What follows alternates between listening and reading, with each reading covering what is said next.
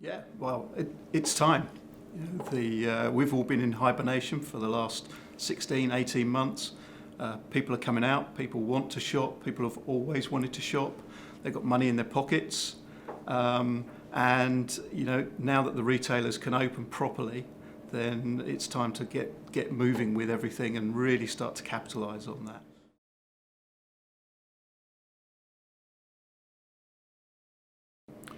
Well, people are talking about what are the changes because of COVID. And actually, they're not changes because of COVID. These are changes that were coming anyway. We saw them coming years ago. What COVID's done is been a massive accelerant for that. So things that people weren't able to justify in their roadmaps, they could see that they wanted to do it, they could see that it would add value to their business. They just couldn't get the return on investment in place. COVID's changed all of that. It's forced some of these changes. And what's happened is everybody's realised that those changes work. Those changes drive more business, better business, and actually consumers like them. So there's going to be stuff that's going to stay, and there will be some things that will disappear. I'm hopeful that we'll all get rid of the plastic screens and stuff like that. But the fundamentals, the click and collect journeys, the buy online, the buy in store and get it delivered online, the mobile journeys, the order and pay at table type stuff, that'll stay, and that will grow, and that will get more and more ingrained in our retail stuff.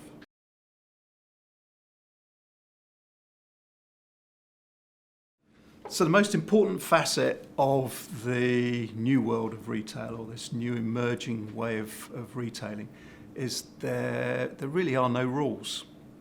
For decades we've had traditional ways of selling and engaging, and they've been tinkered with e-commerce and so on. But now it's like the gloves are off. The consumer's driving the pace, social media is driving the pace.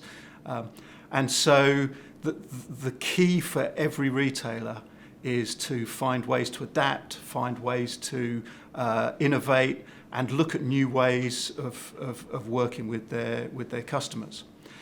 What Flooid does is really gives them one of the key tools for that, which is the ability to transact anywhere.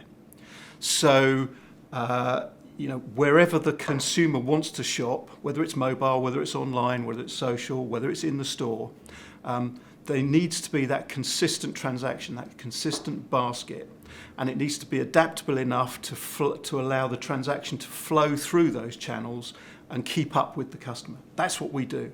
So we give them a very, very flexible platform that they can innovate on, they can enhance, and that they can make part of the journey for their customer in the way that they want it.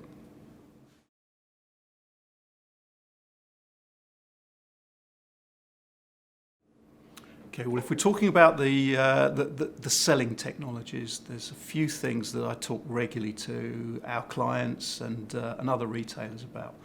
The first is, don't assume this is a POS project. The point of sale is an important part of the selling journey, but actually this is about digital transformation. This is about changing the way that you engage. So it's a platform implementation first and foremost. So when you start with this, we still see RFPs coming from retailers where they talk about the POS replacement, and very quickly we realise that actually what they're looking to do is put the groundwork in and then put the POS on top of it. Second thing is, don't assume that the first change you have to make is the point of sale.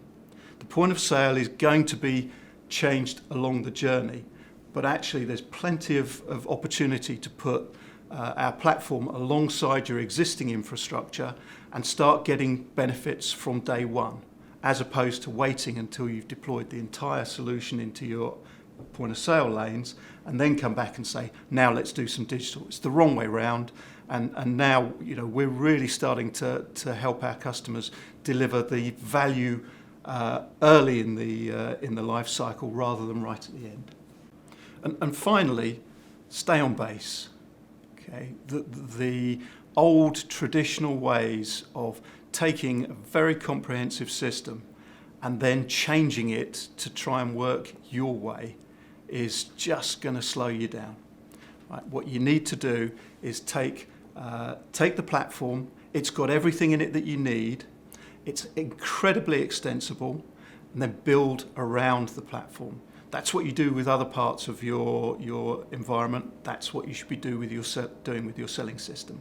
So we've focused and invested massively in giving you the tools and the capabilities to have standardization, reliability, performance, functionality, and then to build and innovate on that, either directly or with your partners or with startups.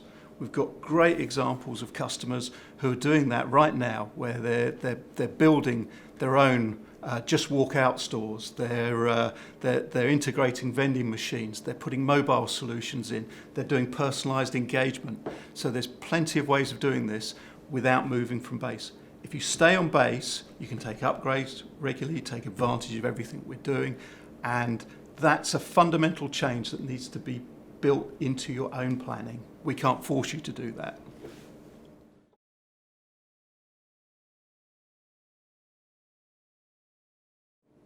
Actually, if you look at the cost of keeping up with this new world of retail, you have to do it. If you assume that that's happening, which it is, then you have to do it. Because if you think about the alternative, which is the world so many retailers are in today, is they've got 3-4 different systems dealing with 3-4 different channels. They've got their e-com, they've got their mobile, they've got their self-checkouts, they've got their point of sale. That's 3 or 4 different sets of technology, 3 or 4 different sets of technology groups and expertise that you have to keep. It's 3 or 4 different maintenance contracts, 3 or 4 different support and upgrade approaches. Everything just adds costs, adds cost, adds cost. The Flooid approach is to say, have one system everywhere. You write it once, you can deploy it everywhere. You've got one set of technology, you've got one set of maintenance to deal with, you've got one set of support to deal with. It actually will reduce the cost as you move forward. The other side of it is then the time to get this done and the effort. So cost is one thing. What about the time? You've got 4 different systems to change, and you're tied to the lowest common denominator. So you might have a great idea for a new innovative approach to dealing with your consumers, which is going to really help you compete with your peers. But you've got to dilute that now to the capability of the least functional of those solutions. And we've seen it time and time again. So you end up reducing that solution to the point where it doesn't give you the benefit you want. Again, the approach we have, which is you have maximum capability, the same capability everywhere.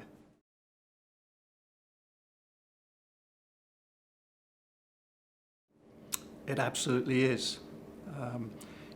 We are on the side of our clients. We want them to succeed, and we want to be able to bring our innovation, our thoughts, our ideas to the party.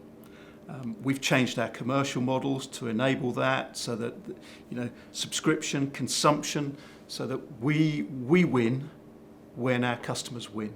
But our customers are able to experiment and try things without having to be in fear of some sort of heavy cost that's associated with it, until they can prove that it delivers value to them. So, everything we're doing is about changing the models of the past. In the past, retailer, supplier. I mean, it didn't work. The supplier was treated often with kind of a concern.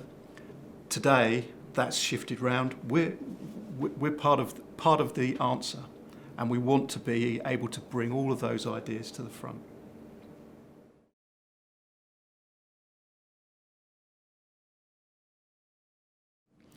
I am. People like to shop, and we will continue to see people coming into the stores.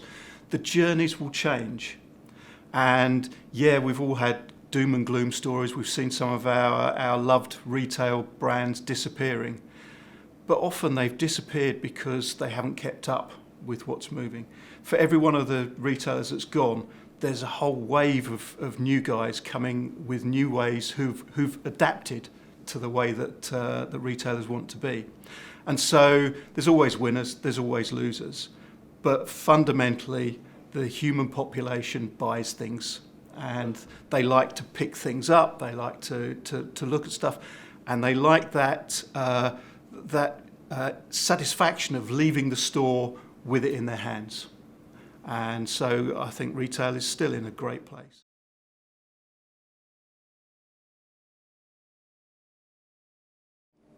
Embrace this change. It's coming, and actually, if you make the right moves, as we're seeing with some of our clients, then the opportunity is huge.